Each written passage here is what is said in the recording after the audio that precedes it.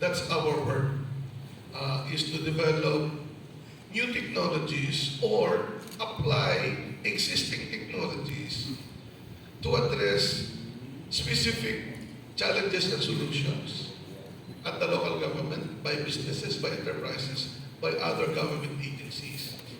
We don't need to reinvent the wheel, but what we do in DOST is what is the smartest way of doing things that is able to help the stakeholder. Alam niyo po, may technology level of acceptance or usage ng mga tao. Kunyari, itong barangay na to, pwede mo bigyan ng napaka world-class na technology pero hindi nila magagamit because their level of appreciation and confidence to use it is not there. So what DOST is doing is to develop new technologies or apply existing technologies with the purpose of having the technology fit for the challenge or the question. So, ang term doon ay fit for purpose technology. Now, to institutionalize this, we are developing smart and sustainable cities, towns, and barangays that we will help any LGU that needs some challenges through science, technology, and innovation that they want addressed during their term. And in the long term, prepare a roadmap for the LGU to use science, technology, innovation in their development plan. Yun po talaga yung ultimate goal namin for the LGU, but for industry and MSME, we're also providing solutions now. We are also utilizing the vast knowledge that we have in our universities, where we will partner our university either with the LGU or company that have problems. We provide funds for that. So, if the company does not have an R&D program, we will partner them with an SUC or private institution. We will provide 70% of the funding to the university or college, 30% from the company. Bahala na sila mag-usap. But if the company has an R&D group, but they don't have the financial resources to procure the equipment or technology needed for their enterprise production improvement, we will also provide funding.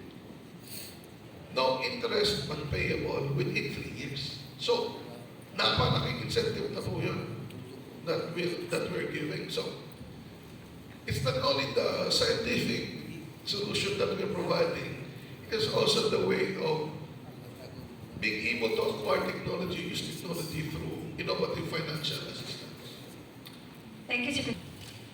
Yeah, for one, let me thank, of course, the OST Pag-asa for giving us the planetarium. Earlier, nag-usap kami din yung secretary.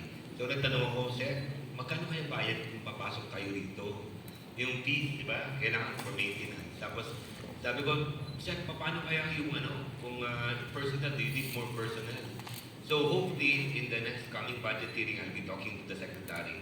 If we can help them muna sa additional personnel. We were able to do that. Chancellor Araso is here. Si Chancellor Araso said, ang nangyari, so I was able to, the last time that we were given allocation for personnel was 20 years ago. Last year, I was able to talk to Secretary, DBM Secretary Pangandaman. He gave us around 400 million additional items. And that's one. Second, I will try to hopefully be able to, if needed, if the Secretary needs additional legislation, not only for their salary, for equipments, or maybe even a better office, I will be more than willing to work with them in the House of Representatives. And I think as the chairman sa Mindanao Bloc, I'll be able to also ask Mindanao congressmen. I'm even thinking of bringing them again here during the Servisyong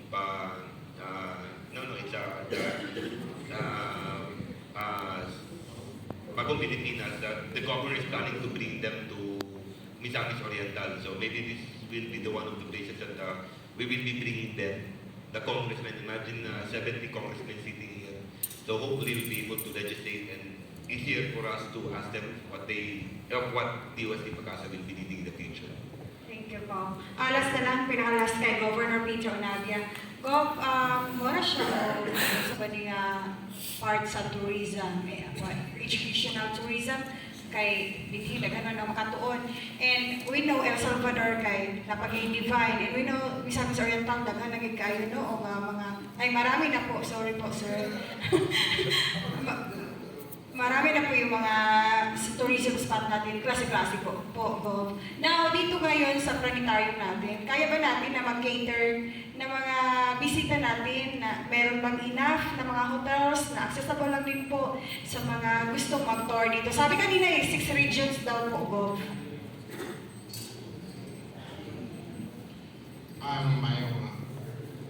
May utos tanan. As mentioned by the good secretary kanina, may kasi Renato U. Solidor. Renato Nabia Solidor. Kining question is about how can we bring science into reality. The possible dream na siya. Kung kantaon ako na to dream the impossible dream, to find the unbeatable fool, the unbearable sorrow. Kita mo na. This is a song, the favorite song of the late Father William Masterson. We were undergraduate with Congressman Bambi. So kung ato ning reality of the planetarium would be through really strengthen the collaboration with the national government through our representative, the congressman, through to the local, the provincial, and the city mayor here, very guapo, librita sa hotel. So kuwan lang na siya, no? Cooperations really. Kanang kung may paminawon si Secretary, it is not all about money. It's about how can we impart what we have to others. Kanang bangingon ni Ray Buisa, it is good that we are happy. It is good. Malipayang tagtanan. But it is better that others are happy because of us. Na panood yung ito nung anak ng Mr. Board Member Buisan Pirmi. So the question is, do we have enough hotel? Kasi na naman natin itong tourism to. In fact, humana itong Provincial Tourism Master Plan. And with NEDA, we challenge the region. Kaya na naman itawag National Economic, National Tourism Development Plan. So ang national na, but we don't have the Regional Tourism Development Plan. So I challenge you nga magbuhat we should consolidate kung sa Misamis Oriental, kung sa Pilinon, kung sa strength nila, kung sa Camiguin, the Sea, the Costa, the Rias, anon sa Lanao, and maybe Miso. Okay, then kung sa infra nga i-ready. To all of us, we should be ready to convert ang nagindingan domestic into an international. We should be ready for that. So may kinahanglan ng mga hotel. Kaya po, we are inviting mga investors sa mga hotels. Like, naigo nila nga sa Cagayan de Butang ang Dusit Hotel. Akong naibawan, dinidapit sa Upol or Alubiin, diling sa El Salvador, ang Dusit Dali. But kung ibutang sa El Salvador, walang ko, okay ka po. Then, ato i-challenge si Mayor Carlinnes, kay negosyante mo na then i-expand niya yung mga hotels. At atong i-improve atong mga naman diri sa atong Provincial Tourism Officer, Candy Sanap, Miss Lila Yukot, so, kana siya. I-challenge nato nga i-improve nato ang atong mga rooms. Katuyok na sila para mo train at mo comment sa atong mga resorts operators. Ang katuyok sila to improve our food din sa Misamis Oriental.